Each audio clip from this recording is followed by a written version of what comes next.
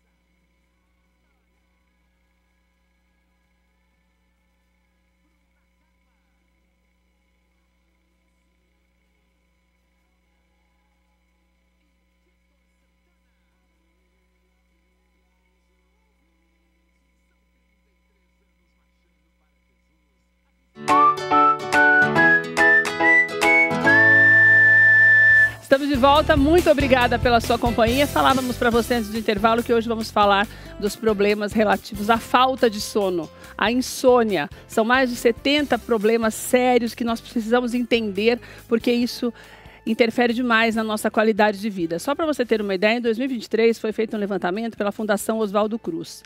A partir dali, já se sabe, por exemplo, que 72% dos brasileiros sofrem com algum distúrbio no sono. Nós estamos falando mais ou menos de cada 10 brasileiros, 7 têm problemas para dormir. Para você ter essa ideia. São 10 pessoas, 7 delas têm problemas para dormir. Existe uma diferença. Nós falamos em insônia, que é aquela pessoa que realmente não consegue pregar os olhos.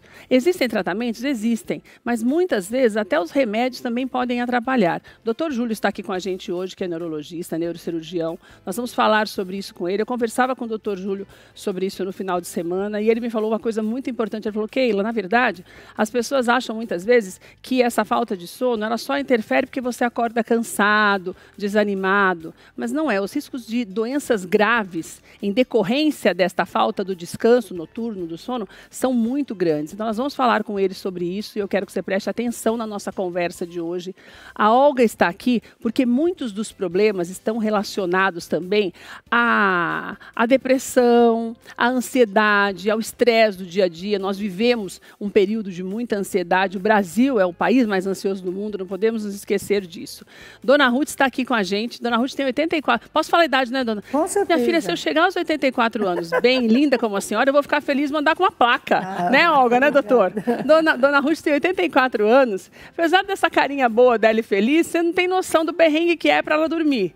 E não é de agora. Então nós vamos falar com ela sobre isso, porque a experiência do outro nos ensina sempre.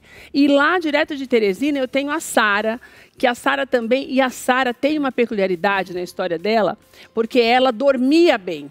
Então, aconteceram algumas coisas na vida dela que fizeram com que ela começasse a perceber essa dificuldade para dormir. Quer dizer, uma coisa que você pode ter desde criança, mas você pode adquirir até por uma mudança de hábitos ou uma necessidade que depois pode se tornar um problema. Então, a Sara vai conversar conosco também. Sara, obrigada de você estar aqui com a gente. Eu sempre gosto de trazer, eu sempre falo aqui para você, pessoas de todos os lugares do país, porque a realidade de cada região do Brasil é muito diferente no que diz respeito ao mercado de trabalho, ao dia a dia, à acessibilidade. E a Sara está lá em cima, em Teresina, e é uma realidade diferente da nossa. Por exemplo, eles não têm o trânsito como a gente tem aqui, mas tem outros problemas. E no caso da Sara, ela tem uma criança que é autista, uma adolescente hoje. Isso também ajudou nesse processo dela por conta do sono, porque nós sabemos que os autistas, eles têm uma dificuldade para dormir. Então, cada um, dentro da sua peculiaridade, tem uma dificuldade maior. E eu já vou começar com a senhora, dona Ruth. Tranquilo. Há quanto tempo a gente pode dizer que a senhora não dorme bem? Já há muitos anos. Há muitos anos. E é horrível você não dormir, no dia seguinte você está totalmente desamparada. Você não se acha. Agora, quando a senhora fala muitos anos, para a senhora que tem 84, a senhora acha que quantos anos, mais ou menos? No mínimo uns 10 anos. Meu Deus. Então aconteceu alguma coisa ao longo do caminho, a senhora acha? Que fez com que... Sim. A senhora lembra de algum fato pontual que a partir dali ficou mais difícil para dormir? Sim, sim. O que aconteceu? Falecimento de um sobrinho meu que morava comigo, amava como filho, né? Era uma pessoa maravilhosa. E aí eu tive depressão, depressão aguda, né? Eu tive, assim, começo de pânico e tive a depressão que veio, assim, violenta, né? E aí passei a não dormir. Olha só. Porque sofrimento a tristeza. Foi muito grande, muito grande. Então eu passei Ele faleceu de repente? Não, ele faleceu de câncer. Ele tinha então a senhora foi acompanhando. Sim, ele tinha 33 anos. Meu Deus, que tristeza. E uma bebezinha de 1 ano e 9 meses. Então foi uma coisa, para mim foi assim, uma tragédia, né? Foi muito triste, muito doloroso. Então desencadeou de uma tal maneira que eu não sei o que é dormir uma noite inteira. Desde aquele período? Desde aquele período. Eu não sei o que é dormir uma noite inteira. E é assim, se eu consigo dormir, digamos, que eu vá dormir 1h da manhã. Tá. 5 eu já estou acordada, quando eu durmo. Quando agora, consegue como dormir? Como eu não dormi essas horas, essa noite, na outra noite eu consigo dormir um pouquinho melhor, né? Então a senhora nunca dorme assim, mais de 5 horas por noite direto? Não chega a 5 horas. Não chega a 5 horas. Então, no dia seguinte, eu estou totalmente desequilibrada. Porque é horrível você não dormir. Eu deito assim e digo assim, eu quero dormir. Meu Deus, me ajuda a dormir. Mas acontece, não tenho o que fazer. Tomei. Alguns anos eu tomei remédio assim. Eu vou até interromper a senhora, porque eu quero deixar para falar o remédio separado com o doutor Júlio, até porque daí nós vamos entrar no mesmo problema que a Sara teve relacionado a remédio. Eu quero contar a história da Sara para você ver que também houve uma situação pontual, só que a Sara é mais jovem, então, consequentemente, acaba que ela está vivendo um tempo maior e convivendo com esse problema, né, Sara? Boa tarde, querida. Sara, eu estou muito feliz de você estar aqui conosco hoje, porque você tem 2 situações que são importantes que a gente precisa pontuar e que eu acredito que isso tenha uma interferência muito grande no teu sono. Depois a Olga e o doutor Júlio vão falar sobre isso. Porque você me contou que você começou a ter uma dificuldade maior na época da faculdade, mas que, na verdade, foi uma mudança de hábito, né? Então, vamos falar disso primeiro, para quem está em casa entender que, às vezes, quando nós fazemos uma mudança por conta própria, pode vir uma consequência que a gente nem imagina. Né, Sara? Exatamente. A gente tem o hábito de achar que tudo é muito normal, que a gente vai dar conta, que tudo vai fluir como era antes. Na verdade, isso é um meio engano. Então, eu sempre fui uma criança que dormia muito cedo, porque é uma criança muito ativa, que brincava na nossa época, né, década de 80. Não tinha muitas... Brincava na rua, feliz da vida, né, Sara? Tomava banho de chuva, né, porque você sabe, eu moro em Teresina, então banho de abastecimento canônico. Então a gente chegava super cansada em casa e ia dormir. Então eu era uma criança que eu dormia às 7 da noite. Eu lembro da minha mãe falando isso, a Sara dorme cedo. Então se tinha até uma festinha, eu dormia nas cadeiras. Então você teve a infância normal e a adolescência dormindo bem a noite toda, como deve ser. E aí na adolescência, aquele ritmo de escola, a gente entra lá naquela fase do vestibular e tudo. Então você já começa a ter aquela ansiedade, mas é obrigado a dormir cedo, porque tem que assistir aula cedo. Então não tinha essa questão, tinha assim, angústia e tudo, mas não era exatamente um problema que eu não conseguia dormir todas as noites. Né? Então a gente aí passa do vestibular, logo na primeira tentativa eu já entrei na faculdade, eu cursei, naquela época eu podia cursar 2 cursos ao mesmo tempo, e um deles foi jornalismo, inclusive. E aí eu comecei a ter essa rotina de pegar todas as disciplinas e cursava pela manhã uma parte, certo. À tarde eu tinha um estágio e à noite eu ia para a faculdade. Meu Deus, você estava fazendo 2 faculdades ao mesmo tempo e ainda fazia o estágio à tarde. Ainda fazia estágio à tarde. Certo. Então quando eu chegava em casa, eu lembro que assim, eu sempre gostei muito de ver TV, de assistir novela, eu sou muito noveleira. Gosto muito de filme, série. E aí eu lembro que naquela época tinha uma novela que eu gostava muito. E aí eu gravava no videocassete, eu gravava a novela na TV. Então, quando eu chegava à noite, lá para as 22 horas, eu ia assistir a novela a hora que eu ia jantar. Ai, meu Deus, você já não tinha tempo para nada, ainda ia assistir a novela. Ou seja, você ia dormir a cara do Dr. Júlio já, pensando que hora que essa menina vai dormir. Que hora que você dormia? Ixi, meia-noite, 1h disso para acordar no outro dia, 5h30 da manhã. Porque ali eu sentia que era o momento do meu lazer. Era o momento que a casa estava silenciosa, né? Todo mundo já nos seus cômodos. E eu tinha aquele silêncio, aquele momento que era só meu. E eu achava aquilo muito... E, nossa, muito mais para a casa cheia de gente, as irmãs, os pais. Enfim, então assim, eu queria muito aquele momento só para mim. E aí aquilo ia se prolongando, porque eu assistia a minha novela, e depois eu assistia o filme, e depois quando eu vi já estava no Corujão. Então, na verdade, gradativamente, ao invés você começou a dormir de meia-noite às 5 da manhã, mas quando você percebeu, você estava prolongando isso e estava dormindo menos ainda. Isso, ou seja, a televisão que a senhora tinha falado. Hoje é reparado, por exemplo, a gente ficar nas redes sociais, esse excesso de dopamina, de querer mais e mais. Nossa, eu estou me divertindo, porque amanhã eu sei que o dia vai ser duro, eu vou ter que acordar cedo, eu vou ter que ir para a faculdade, vou ter que ir para o estágio, vou ter que depois voltar, e tudo muito corrido. Fora que a questão da alimentação. Então, quando eu chegava em casa, eu comia muito, já estava morrendo de fome. Então, até para fazer a digestão do alimento para eu dormir, aí era outro processo. E durante quantos anos você fez essa rotina de menos de 5 horas por noite? A dona Olga disse que... Dona Olga, né? Dona Ruth.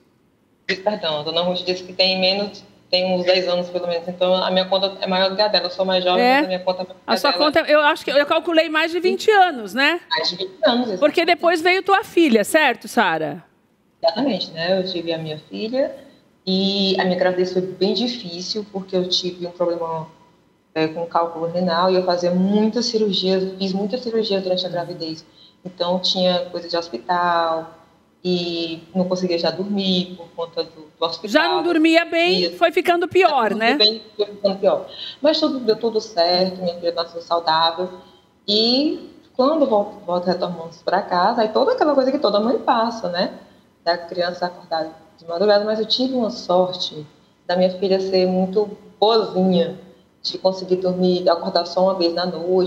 Tá, até porque eu até falei no começo que a gente sabe que a gente sempre entrevista muitas mães de crianças autistas e eles têm normalmente uma dificuldade para dormir. Então, graças a Deus, você não passou por isso. E tem uma diferença, assim, o autismo nas meninas é bem diferente do autismo dos meninos. Tá. É bem diferente. Então, algumas coisas que a gente vê que são estereotipadas, que são inquietos, nas meninas ela acontece de outra forma. Então, na verdade, Sarinha, ao longo da vida, essa história perdura, esse sono, né, essa quantidade pouca, porque você acabou não conseguindo retomar o que era antes da faculdade, né, Sara? Não, até mesmo porque continua essa história do lazer. Tá, continua sendo um período seu. Tá. Isso, exatamente, era um período que era meu, porque o dia inteiro correndo com criança e tudo. Quando ela dormia, eu digo, agora é a hora da mamãe. É hora da mamãe relaxar. E hoje, normalmente, você dorme quantas horas por noite? Hoje eu consegui melhorar. Eu gosto muito de verificar o aplicativo do celular. Isso me ajuda muito a controlar as minhas horas de sono. Então, ultimamente, nos últimos, fica entre 6 e 7 horas. Então, até que você está conseguindo melhorar. Nós vamos falar um pouquinho daqui a pouco do remédio também para a Sara, que a Sara me contou também, já vou voltar nisso. Doutor, obrigada por você estar aqui com a gente mais uma vez. Acho que nós temos 2 casos clássicos, porque são diferentes faixas etárias, que eu sei que também é levado em consideração, né, doutor? E eu queria, antes de falar especificamente da dona Ruth e da Sara, que as pessoas entendessem o que é a insônia e o que é o problema, as doenças relacionadas ao sono. A doença relacionada ao sono, ela vai me fazer... se eu não tratar, eu vou me tornar uma pessoa com problemas de insônia, daquelas de não dormir mesmo, ou são coisas diferentes e motivações diferentes para acontecer? Perfeito. Foi bom que o exemplo tanto da Sara como da dona Ruth dá para a gente organizar o pensamento, né? Então, a insônia ela tem critérios diagnósticos. Então, o médico, mesmo sem falar com você, ele vai ouvir sua história e vai encaixar. E o delas encaixa. Como é que a gente sabe que é uma insônia? Tem que ser crônico, então tem que ter mais de 3 meses. Dentro desses 3 meses, elas já estão nesses critérios. Dentro desses 3 meses tem que ser mais de dificuldade, mais do que 3 vezes por semana. Então, às vezes, a pessoa não tem todo dia, né? Mas se tiver mais de 3 vezes, que ela também contam dessa maneira. Tem dia que eu durmo melhor, tem dia que eu durmo pior. Além disso, a insônia é a dificuldade de dormir, que pode ser de pegar no sono, que é o famoso pegar no sono, né? Que a gente chama da parte inicial demorar do sono, mais para pegar no sono. Para pegar no sono. Então, a pessoa tem dificuldade de cair no sono. Que é o caso de dona Ruth. Isso. Tem pessoas que é da manutenção do sono, então ela deita até consegue dormir, mas não consegue manter a manutenção, que a dona Rita até falou, às vezes eu acordo 4 horas e não consigo dormir novamente. Mais, né? Tá. E a terceira é o sono não restaurador, que parece o mais estranho, porque a pessoa deita, ela olha no relógio, olha nas coisas, dormi 7 horas, estou cansado como se eu não tivesse dormido. Então, fechando isso que elas preenchem os critérios, a gente tem um critério de insônia. Só que, fora isso, tem pessoas que têm distúrbio do sono, esses números tão altos, né? Quase 1/3 da população é isso. Que pessoas que esporadicamente têm algum tipo de dificuldade para dormir, né? E é uma coisa curiosa, a doutora Olga está aqui para a gente reafirmar isso, que muitos desses transtornos do sono, inclusive insônia, têm uma associação muito grande com transtorno de saúde mental. E o líder é depressão e ansiedade. Ansiedade, a OMS, você até adiantou, né? A OMS alertou que o Brasil é o país mais ansioso do mundo. O Brasil não é o país da alegria, da felicidade, do carnaval, e da ansiedade também. É da ansiedade. É 10% da população que tem transtorno de ansiedade e depressão quase 5%. Por isso que, se olharmos esses números, nós vamos ver que 72% da população, 73%, está dentro daquilo da ansiedade também, né? Perfeito. E aí vamos para as consequências. Qual é o papel do sono? É até estranho, né? Você fala sono, por que a gente dorme, né? Se a gente for ver, 1/3 da nossa vida é dormir, é muita coisa. O ideal, né? Então, quando a gente olha isso, né, a gente pensa que o sono tem o papel da consolidação da memória, é essencial, tanto que o sonho tem sempre um componente do que você viveu ali durante o dia, né? E, além disso, restaurar o nosso cérebro e também nossas estruturas vitais, o músculo, o relaxamento. Se a pessoa não dorme, ela vai ter prejuízo nisso. Então, alguns falam, o sono, o cérebro desliga. Não, o cérebro, pelo contrário, no sonho mesmo, ele está mais ativo, às vezes, do que no dia a dia. Mas ele cumpre todo esse papel. E aí, vamos para as queixas do paciente com insônia. Uma das líderes é justamente memória. Então, o paciente que tem insônia, ele fala, minha memória não está boa. Tanto que, às vezes, a população da terceira idade vai com medo de ter Alzheimer. A senhora sente isso, dona Ruth? Sim. Dá uma falhada na memória? Nossa, muito, muito, muito, muito. Sara, você sente isso também, querida? Tudo bem que agora você está... Porque a Sara, ela encontrou uma técnica, doutor, que nós vamos falar já, para se policiar e para tentar recuperar o sono perdido e começar a melhorar. Mas você sentia isso, minha amiga? Essa coisa de perder a memória? Não de perder a memória, mas esquecer mais, uma facilidade maior para esquecer as coisas. Você percebia isso? Sim, eu sentia isso que o doutor falou, do sono não reparador. Porque o que acontecia? Como eu prolongava a noite, na hora que eu disse, não, agora eu preciso dormir, o meu cérebro começava a processar todas as atividades que eu fiz durante o dia, se misturava com o que eu estava assistindo, e ele começava a fazer uma revisão e uma lista mental do que eu precisava fazer no dia seguinte. Então, isso não me relaxava, isso me gerava uma ansiedade muito grande. Então, eu acordava mais cansada do que quando eu ia me deitar. Agora, Olga, eu acho importante a gente parar um pouquinho, falar dessa parte mental que o doutor citou, porque tanto a dona Ruth como a Sara, elas tiveram uma situação pontual. A Sara, é claro que é essa ansiedade do jovem que quer fazer tudo, não quer perder tempo em conquistar, em alcançar, em vou fazer as duas faculdades ao mesmo tempo, vai dar certo, papapá. E a dona Ruth teve um trauma, né, que é essa dor, a tristeza, a gente sempre fala sobre isso aqui, a perda, a gente não está preparado para perder ninguém mesmo, nunca vai estar, nem a cabeça da gente, nem o corpo da gente. Daí eu preciso de um trabalho que anteceda um problema como esse, por exemplo, tive uma perda, ou mesmo o jovem, são situações diferentes que acabam combinando no mesmo problema. Essa falta de buscar ajuda para tentar resolver os problemas internos, elas acabam sendo uma consequência para a insônia e para muitas outras coisas, para muitos outros problemas dentro da nossa realidade? Com certeza. Tanto que o que eu ouço direto no consultório dos meus pacientes ansiosos, depressivos, que passaram por perdas, por traumas, quando eu deito na cama à noite eu começo a pensar todos os problemas que eu tenho que resolver amanhã e eu começo a pensar nisso e pensar naquilo, ou seja, a pessoa não relaxa para dormir. Essa é a grande questão. O tempo que tem para descansar também não consegue descansar. Exatamente. Então, você tem que pensar, seu corpo ficou em movimento o dia inteiro, seu corpo está cansado, sua mente está cansada, está todo mundo cansado. Então, vamos deixar o corpo descansar.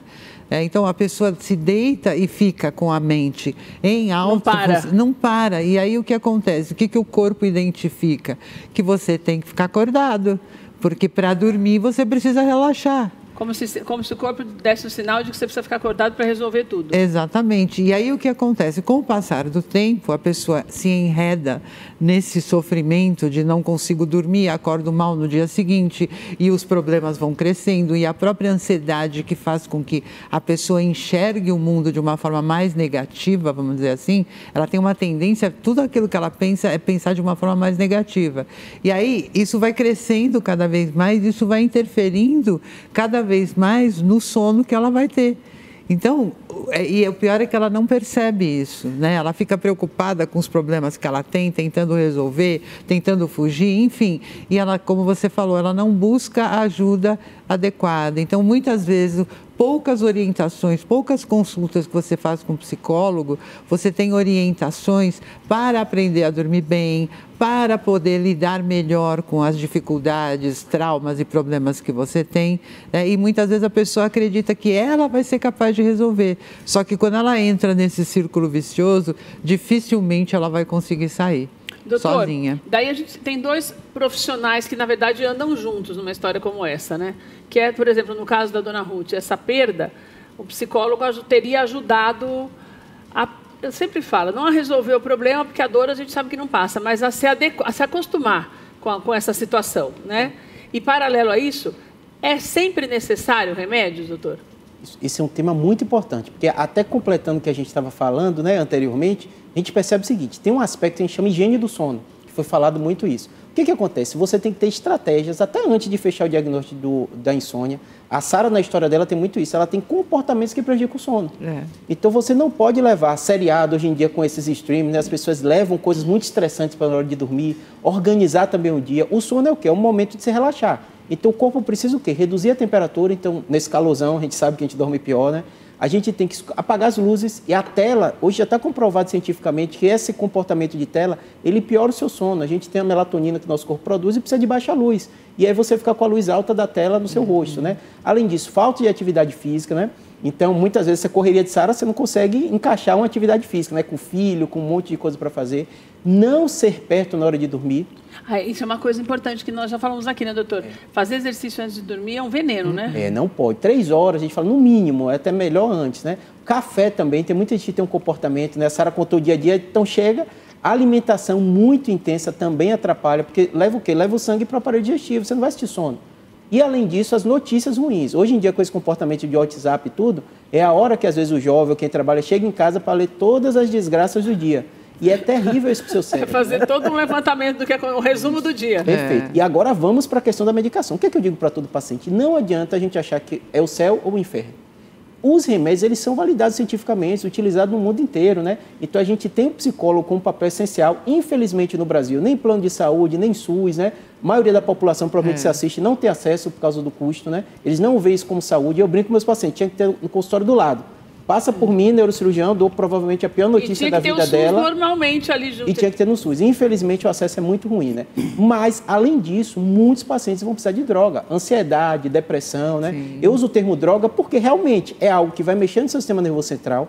Por isso que esses remédios são controlados. Mas você não pode achar que ele é desnecessário. Eu até brinco com meus pacientes. Eu falo, é melhor você dormir com remédio do que você não dormir. Ele não daí ele tem os dois pontos extremos, né? Ele não é desnecessário e também não é o essencial. Só Perfeito. Ele não vai resolver. Perfeito. E o que acontece? Como tudo na vida tem um risco. Né? Teve debate de vacina, teve debate de um monte de coisa. Os remédios também. Então, eles têm os riscos. Quais são os riscos do remédio de tarja preta? E aí eu gosto de dizer o nome porque a pessoa se identifica mais. É o diazepam, é o Rivotril, né, o Zolpidem, que são remédios o quê? Que ele mexe no seu sistema nervoso central, eles são inibidores do sistema nervoso central e ajuda você a dormir. Tem remédio que age de forma rápida, tem alguns como o diazepam, frontal e outros que eles são mais tardios. Então, você tem um tempo maior de sono e alguns ajudam você a dormir na hora. Dentro desse contexto que a pessoa vai fazer? Tem efeitos colaterais. Quais são os efeitos? Dependência e tolerância. Todo remédio que é tarja preta e receita azul é por causa disso. O que é tolerância? Você vai tomando e vai precisando mais e mais. Não tem jeito, é assim. Ele funciona assim o remédio. E, além disso, a dependência, porque faz, você toma, se sente bem. Então, assim, o grande benefício do remédio também é o vilão. Por isso que tem que ter um médico na jogada. E o Brasil, normalmente, é da vizinha, é da amiga. O médico parente. É a pessoa que tomou e deu certo. Ô, Sara, qual a experiência que você teve com o remédio? Conta para o Dr. Júlio, para a Olga, para todos nós. Para quem está em casa entender, porque a Sara não é que parou de tomar por conta própria, mas fez uma adequação para tentar fazer com que as coisas melhorassem. Conta para a gente. Isso mesmo. Bom, o que desencadeou a questão da insônia foi a enxaqueca crônica. Então, eu tinha enxaqueca de 3 dias consecutivos. Isso foi uma das que picotou. Uma das consequências dessa falta de sono foi essa enxaqueca que você adquiriu, ou seja, você não dormia bem. E daí sentir essa dor de cabeça sempre, né, Sarinha? Cabeça enorme, tudo. E eu queria só levantar um ponto aqui com a questão dos traumas também, né? Porque na época em que essas enxaquecas elas eclodiram, foi na época que eu recebi o diagnóstico da minha filha, porque foi tardio, né? Eu comentei que o autismo na menina é mais difícil de diagnosticar. Então, ela tinha rituais, ela tinha pesadelos, aí ia para minha cama, dormir comigo. Aí eu já ficava preocupada e não dormia. Ela dormia e eu não dormia. Meu Deus. Das coisas que ela tinha. E não sabia o que era ainda, né, Sara? O que era ainda. E nesse período eu também me divorciei e acabou que toda a responsabilidade, educação, saúde, ficou comigo até hoje. Então, quando eu me separei, ela tinha 7 anos, hoje ela tem já 18. Então, foram anos de sobrecarga, preocupação e alerta. Isso também foi o estado de alerta constante, né? Por conta das crises. Depois que a gente descobriu o diagnóstico e foi entender as crises até poder buscar alguma coisa. Então, nesse intervalo com a enxaqueca, eu comecei o tratamento. Um dos remédios foi o que o doutor citou, e tem um outro também. Só que tem um deles específico, que se você não toma e não desliga tudo, não se desliga, ele tem um efeito complicado, porque inclusive já vi ao invés de fazer bem, ele vai te fazer mal. Eu vi vários caminhos na internet de gente que já fez compras online, ligou. Qual é, doutor? Viralizou, Zolpidem, é o Opidem? Zolpidem. Ou seja, você tem que dormir, daí você... eu vi um que até que a moça até saía, parece que é meio sonambulismo da impressão. É um número alto, assim, quase 5, 6% das pessoas têm esse efeito colateral. Então, ela fica com sonambulismo. É que é um remédio que você tem que tomar e deitar para dormir. É isso, não, é um efeito colateral. Tem pessoas que têm essa reação. efeito colateral. Ele é bom porque ele tem uma meia-vida curta, então não fica a pessoa no outro dia, e ele age muito rápido. Só que existem pessoas... Ontem mesmo eu tinha uma paciente que teve isso, o marido, Deus do céu, Júlia, ela tomou o remédio e teve que ficar. Aí eu falei, por isso você tem que ter um médico, né? Porque o marido fez assim, será que ela está desenvolvendo alguma coisa? Ela nunca... Eu fiz, não, foi o remédio que eu dei. Eu suspendi a medicação. Então, assim, você droga isso, né? Você vai descobrindo. Tem que ter. Está na bula, todo mundo sabe, mas você tem que ter esse controle. Daí o que aconteceu aí, Sara, quando você tomou esse remédio? eu saí ligando para todo mundo, meia-noite, conversando, fazendo vídeo. Meu Deus do Tem céu. que suspender mesmo. Picotou um pouquinho. A Sara vai voltar para acabar de contar essa história. Mas você está vendo a história do remédio? Não é que não é para você tomar. Quando o médico, não a sua vizinha, mas o médico te dá essa orientação e você toma, deu um problema como esse, que Sara, por exemplo, começou a contar para todo mundo, a ligar para todo mundo, daí ela conta para o médico e o médico fala, não, peraí, existem outros remédios, então esse não é bom para você. Daí o médico vai te falar qual é melhor. Que aconteceu isso, você começou a ligar para todo mundo, Sara.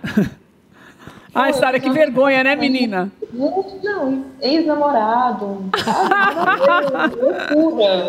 Loucura, sério. Oh, meu Deus. A gente comprou uma máquina de fazer pão, aí o outro respondeu assim embaixo, eu acabei de receber a minha.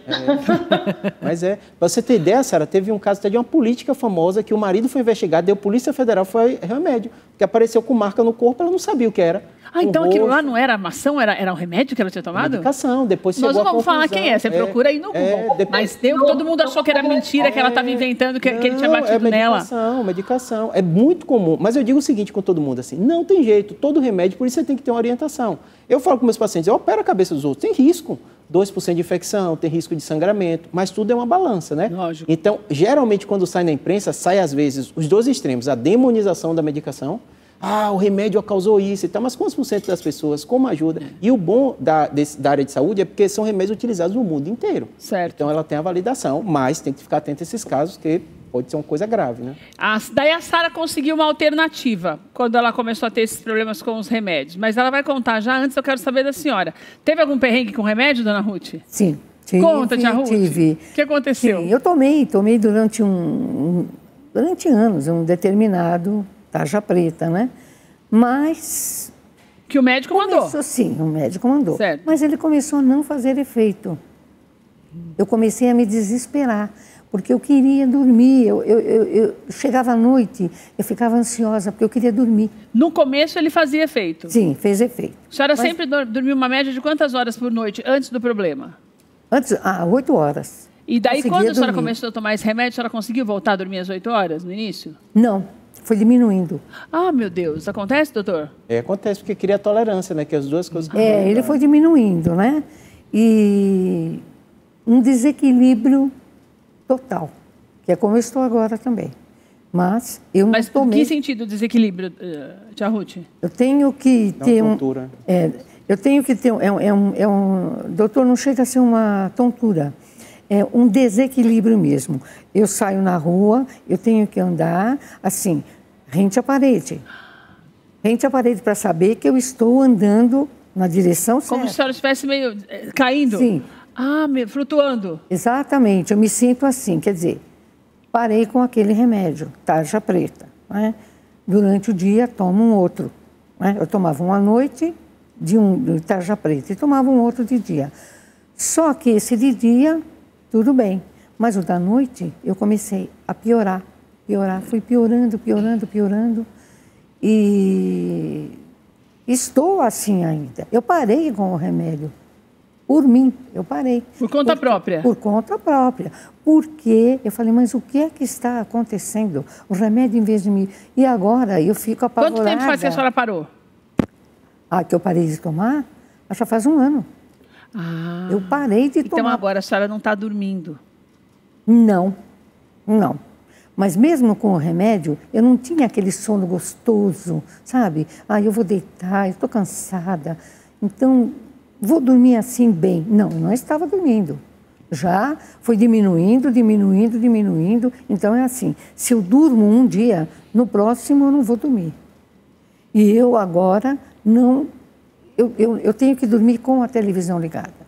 Doutor... eu tenho que cansar para poder dormir. Sabe uma coisa importante? A Sara, que eu quero falar essa história... Na verdade, agora a senhora já descobriu que tem que só ficar cansada para dormir. Sim. Que é péssimo também, né? Porque também não descansa. O sono não é reparador. Não. É quase que uma obrigatoriedade. Como se o corpo praticamente desfalecesse para parar um pouco. Sim, exatamente. A Sara, quando parou de tomar o remédio, engraçado que a Sara investiu numa coisa que são os chás, que a gente não dá muita bola para eles. E que para você deu certo, né, Sarinha? Muito certo. E eu senti isso que a dona Ruth, né? Dona Ruth. Falou, Eu sentia, quando eu também comecei a abandonar o remédio, é porque assim, você toma um remédio para uma coisa para curar outra. Então, aí eu tomava o ansiolítico, eu tomava o antidepressivo, porque você adquire essa depressão quando você não perde assim, a capacidade de fazer as coisas com a altivez que você fazia, porque o seu corpo está cansado, o seu cérebro está cansado, então isso entra numa depressão, aliada aos fatores que aconteceram na minha vida, como a perda do meu pai, a separação e a descoberta do diagnóstico da minha filha. Então, foi uma coisa assim atrás Tudo ao mesmo tempo, né? Que já mexe com a cabeça da gente, né? Então, assim, aí à noite você dorme e diz, meu Deus, como que minha vida chegou a esse ponto? Por que que tá assim? Aí você fica entrando nas teorias da conspiração e fica muito paranoico. E isso não te deixa dormir, te deixa ansioso. Toma remédio para ansiedade. Ah, mas aí eu fico triste. Toma remédio antidepressivo. E aí, quando eu vi que isso estava me prejudicando também, a questão da memória, eu comecei a tirar alguns. Eu não recomendo, não acho que é certo fazer isso, retirar, mas o desespero é tão grande que você acaba fazendo isso. E eu sentia muita tontura, zumbido no ouvido. Verdade. E eu cheguei, inclusive, aí no otorrino, e eu lembro, aqui em Teresina tem um negócio que é interessante, porque aqui é quente o tempo inteiro. É mesmo. Nós estamos aquele calor seco, né, menina? Aqui parece que vai rachar a pele da gente. Isso, aqui o pessoal fala que aqui a gente está no inferno, né?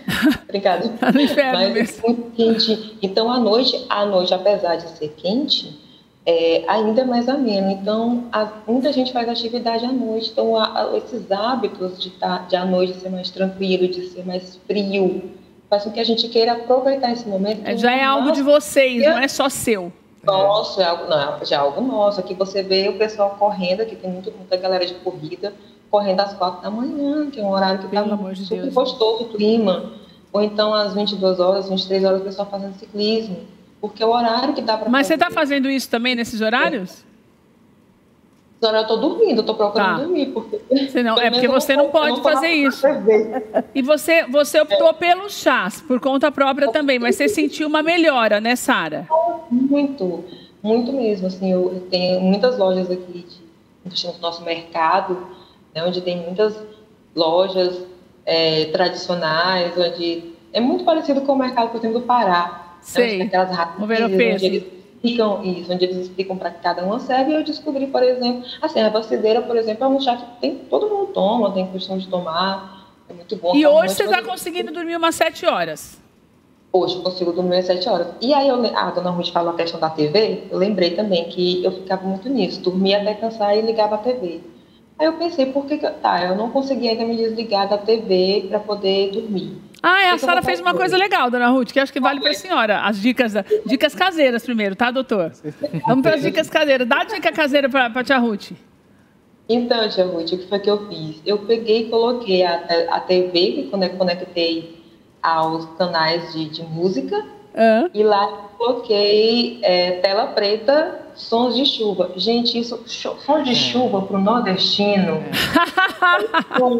Tacou um som de chuva, deixou a tela preta, tia Ruth. Daí dormia olhando para a TV, mas a tela ficava preta, pronto, menina. Parece que a mente da gente é condicionada a mudar.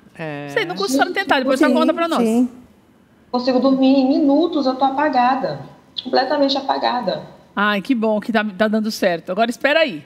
Olga, acho uma coisa importante, que eu não sei se o doutor Júlio também vai concordar comigo.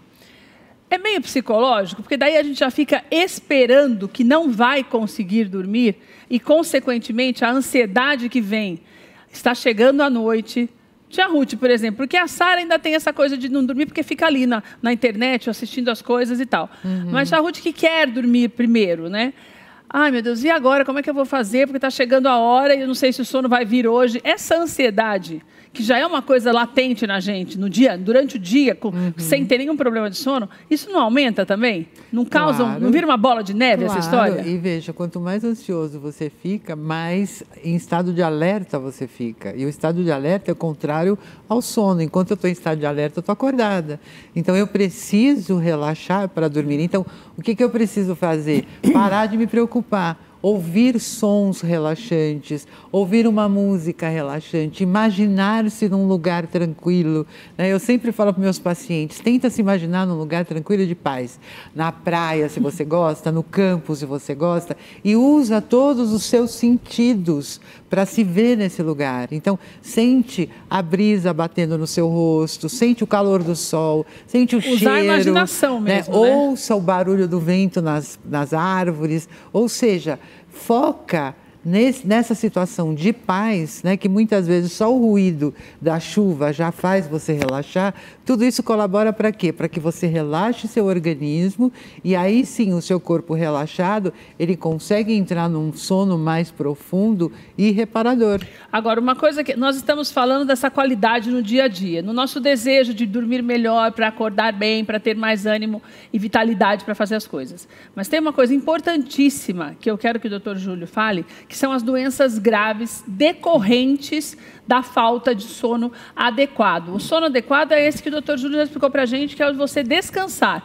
Não é aquele sono que mesmo que você durma 10 horas, você acorda parecendo que não dormiu nada e parece... Sabe aquela história que às vezes você fala assim, nossa, eu dormi, parece que não dormi nada, parece que eu trabalhei a noite inteira. Por quê? Isso pode causar diabetes, AVC, problemas cardíacos. Então, são doenças graves. Por isso que nós colocamos, até tem um texto que eu coloquei, que isso pode trazer morte, pode matar. Não é você não dormir que te mata, é a consequência disso.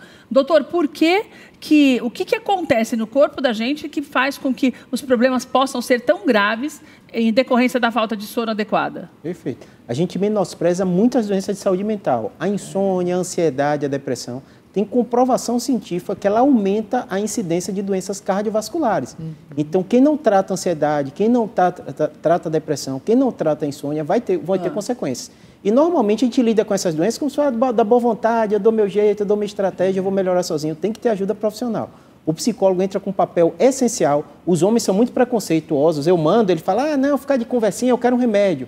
Mas, assim, a estratégia... Que são duas coisas, né, doutor? É a coisa mental mesmo da ansiedade e o dia a dia que pode ser o problema de saúde mesmo, física. É multidisciplinar. E aí, o que acontece? Junto com isso, tem o famoso ronco, que nos homens é muito... ele ronca é assim mesmo, eu dou um tapa. E aí ele melhora. Não.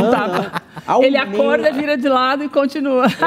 E aumenta a incidência de morte também. Então, a gente está falando aqui bem subjetivo, né? Dorme pouco, dorme muito. Tem exames para fazer isso. Tem um exame que a gente chama de polissonografia, que tudo isso que o paciente relata, médico não acredita em ninguém, né? Que todo mundo dá uma enfeitada na sua vida quando vai contar. Então, você faz a polissonografia e vê o que acontece com o sono. Então, eu já tive uma paciente essa semana que ela tinha 90 microdespertar. Ela não sabe que acorda, além dela dormir pouco, ela ficava o tempo todo tendo microdespertar. E aí você vai atrás, por que ela está tendo microdespertar? O que é microdespertar, doutor? A pessoa não chega a voltar à consciência, mas ela não tem um sono profundo. Então, ela ficou lá 5, 6 horas dormindo e acordou assim, como se não tivesse dormido nada. Por quê? Ela ficou despertando o tempo inteiro. Então, a saturação cai. Por que isso acontece? A saturação cai, não oxigena direito o cérebro, o corpo não relaxa. Ela falou da questão da ansiedade, aumenta o nível de cortisol, que é o hormônio do estresse. Então, modifica o próprio processo de envelhecimento, piora com a questão. E o que diabetes e AVC tem a ver com isso, doutor? Essa relação direta. O cortisol é o hormônio de estresse. Quando você, por exemplo, se entrou alguém aqui com a arma, você viu uma arma, seu corpo dá uma descarga de adrenalina, sua pressão sobe, o açúcar ele tem que estar disponível para você fugir, então sobe também o açúcar. Então, todo esse processo, o sangue corre para os músculos, tudo isso aumenta a sua temperatura, dificulta você dormir. Então, você percebe que o seu corpo é preparado para o quê? Para a guerra, na hora que você é ansioso, sem ter guerra nenhuma. A Sara está deitada, vai olhar, a dona Olga está deitada e está a cabeça pensando o que aconteceu com isso, né? Tanto no processo de depressão, que a pessoa fica naquilo, poxa, por que aconteceu isso com meu sobrinho? O que aconteceu? O que vai acontecer agora? E a filha dele? Então, assim, é isso, é difícil porque a pessoa não está sob controle. E aí, na maioria das vezes, a gente coloca como se fosse culpa da pessoa. Imagina esse choque de geração. A geração, às vezes, mais antiga, tem isso é invenção, é uma geração que é frágil, isso é invenção de doença, né? E dos remédios, só para fazer um adendo, porque sempre quando fala de dormir, as pessoas tacam porrada nos remédios, né? Eu falo o seguinte, tem um efeito que é muito importante, que a gente chama placebo. Só de se acreditar que um chá, que uma água, que uma estratégia sua vai funcionar, quase 20% das vezes funciona. Então, eu não brigo com paciente nenhum. Tem paciente, eu durmo bem se eu boto o travesseiro, se eu fico de cabeça para baixo, eu fico, continue. Está funcionando para você, continue. É igual a Sara. Tomou remédio, não deu certo. Agora está dando certo o chá, vamos pro chá. E aí tem outro efeito também, que a gente chama nocebo. Só da pessoa tomar qualquer remédio, assim, eu acho que não vai funcionar comigo, eu fiz, me dê de novo a receita aqui, porque não vai funcionar. Chega a ser 20%. Tem como é que é esse, doutor? Nocebo, é o contrário do placebo. Nocebo. O placebo você acredita que vai dar certo e acaba dando certo e a gente não tem explicação científica porque dá certo. Isso acontece muito também no nordestino, né?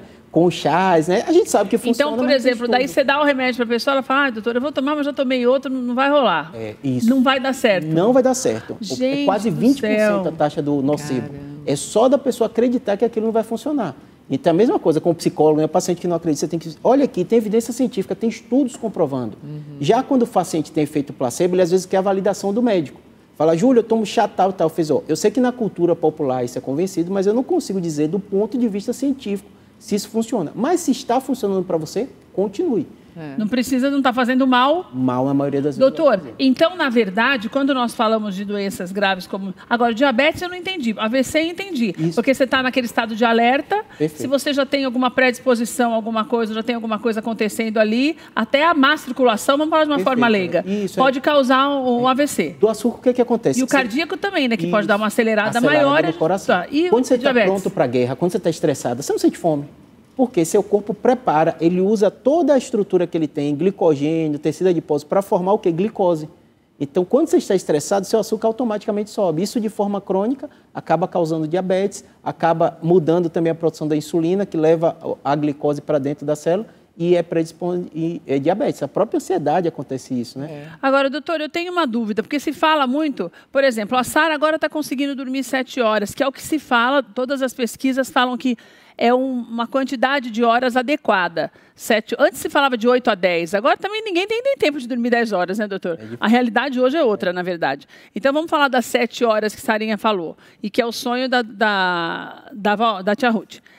Existe isso mesmo? Eu preciso de tantas horas? Porque, por exemplo, eu não durmo 7 horas, mas eu não acordo. Estou dando o meu exemplo agora. Eu não acordo cansada. Eu tenho o hábito de dormir 5 horas, normalmente. Se puder dormir mais, eu vou dormir mais tranquilamente. E eu deito e durmo. Eu não me sinto cansada por conta de sono. Às vezes outras coisas me cansam, mas o sono, esse tanto de horas, para mim não é pouco. Mas, na verdade, eu nunca fiz esse exame. Então, pode ser que seja pouco, mesmo sem eu perceber. É uma regra ou o corpo da gente trabalha diferente para cada um? Trabalha diferente. Existe uma coisa que a gente chama curva normal em pesquisa. Então, a gente, quando o médico fala 7, 8 horas, é porque, para a maioria das pessoas, 90% é isso. Vão ter pessoas que vão precisar dormir mais, como você falou, 9, 10 horas, e vão ter pessoas que vão dormir menos. O seu corpo é o melhor parâmetro. O que eu falo, às vezes, com muito paciente é o seguinte, diz, eu durmo pouco, mas às custas de quê? Eu tenho um paciente que usa cocaína, diz, eu durmo pouco, mas usa cocaína, usa essas anfetaminas, usa esses medicamentos. Então, assim, é por causa de uma droga. Na verdade, você está usando alguma coisa que tira o seu sono, né? Isso mesmo. Então, se é de forma normal e ele está com sono restaurador, está ok, né? E outra coisa muito importante do paciente entender é o seguinte, que cada ser humano é um ser humano. E, em especial, como a dona Ruth falou aqui, a terceira idade, naturalmente, com todo mundo vai acontecer, a gente vai dormir menos.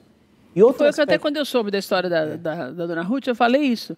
Ainda falei para a André, falei assim, mas a pessoa vai envelhecendo, ela vai dormindo menos, né? Isso, mas são situações diferentes. Perfeito. Ela perceberia se esse dormir menos não estaria fazendo mal. Com certeza. É isso, né, doutor? Isso. E outro aspecto muito importante é o seguinte, quando você se aposenta, muitas vezes a pessoa passa muito tempo em casa e ele quebra o sono. A gente médico falava mal disso, mas hoje os estudos já estão mostrando que é possível.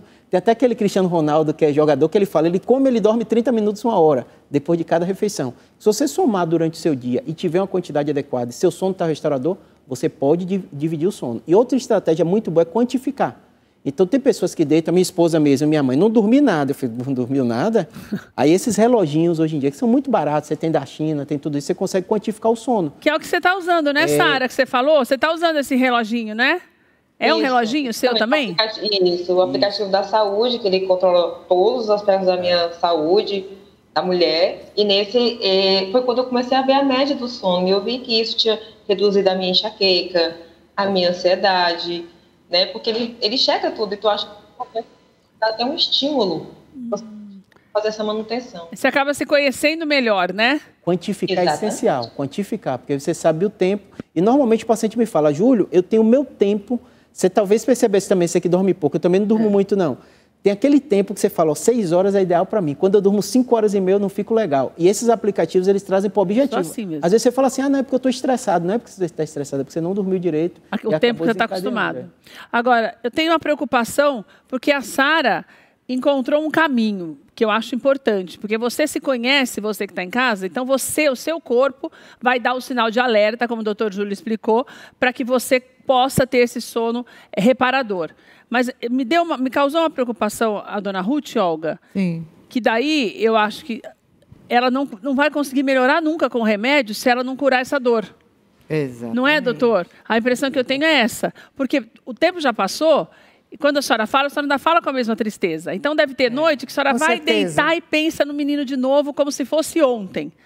Porque o nosso cérebro, ele registra mais a dor do que a alegria. Não adianta, né? A gente sente muito mais. Então, nesse caso dela, ela precisaria de um acompanhamento para tentar curar essa ferida de alguma forma, para daí passar pelo neurologista e ele avaliar se ela ainda precisa de um remédio, porque o remédio não está fazendo efeito. Eu não sou médica, doutor me corrija, mas eu entendo que é por isso. Você pode tomar o remédio que for, não tem remédio que cura a tua dor, né? Sim. A dor é um trabalho, a perda é um trabalho nosso. Não é, Olga? Exatamente. Você disse muito bem, não existe nenhum remédio que cure a dor da perda, do trauma, o sofrimento. Curar a ferida é falar sobre ela, é entender as emoções que estão envolvidas com ela, é perceber que você pode, sim, olhar para o passado e parar de sofrer por aquilo que você viveu. É mais ou menos aquela história. Eu estou andando na rua, eu levo um tombo. Na hora que eu levo um tombo, eu estou morrendo de raiva de mim. Daqui uma semana, 15 dias, eu encontro a minha turma e eu conto para eles rindo do tombo que eu levei, que eu caí toda esquisita no chão.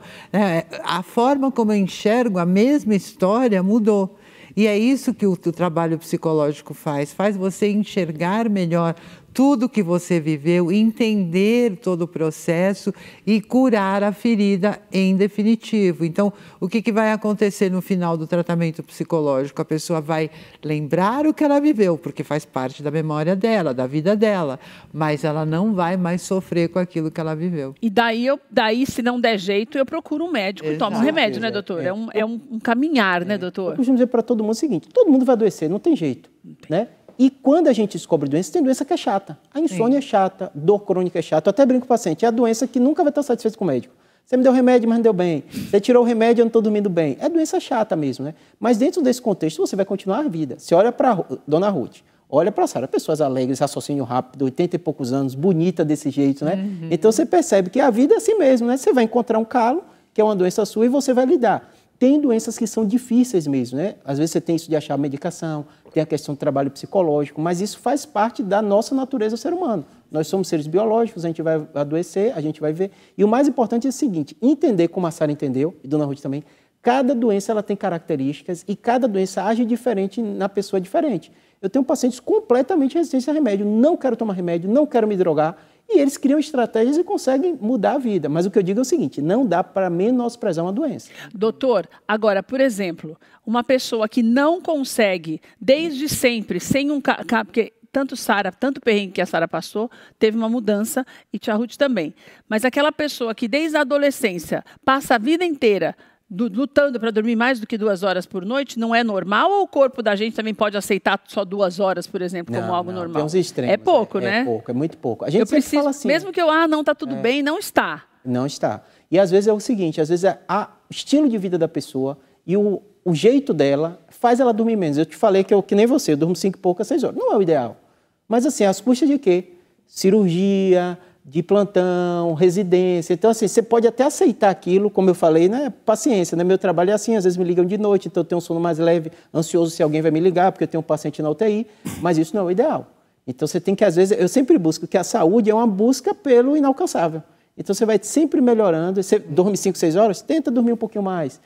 No final de semana, porque geralmente o paciente sente melhora, mas ele se acostumou com aquilo. E para ele, aquele é o sono restaurador. Mas às vezes, se ele fizer uma estratégia, pode ser melhor ainda. Mas 2 horas nem pensar. Impossível. Quem passa por isso, nem pensar. Impossível. Ô, Sara, hoje você sente diferença, antes da gente encerrar, da sua produtividade dormindo? Há quanto tempo você conseguiu esse controle para dormir 6, 7 horas?